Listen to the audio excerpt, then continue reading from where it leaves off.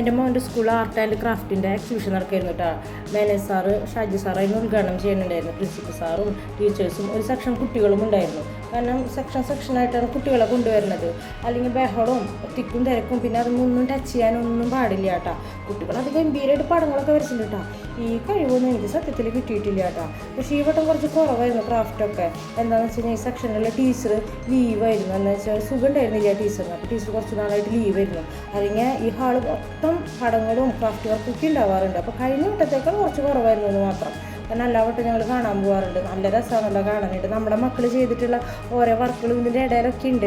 അപ്പോൾ ഒരു പടങ്ങളായാലും പിന്നെ ഒരു കൂട്ടം മാനുകൾ ഉണ്ടാക്കി വെച്ചിട്ടുണ്ട്. അതിൻ്റെ ഇടയിലൊക്കെ എൻ്റെ മകനുണ്ടായിട്ടുള്ള ക്രാഫ്റ്റ് വർക്കൊക്കെ ഉണ്ട്. അപ്പോൾ അതൊക്കെ കാണുമ്പോൾ എനിക്ക് ഭയങ്കര സന്തോഷം. എന്ന് വെച്ചാൽ നമുക്ക് ഈ കഴിവൊന്നും ഇല്ലാത്ത കാരണം മക്കളെങ്കിലും ഇതൊക്കെ ഒന്ന് ചെയ്യുമ്പോൾ നമുക്കൊരു സന്തോഷമല്ലേ.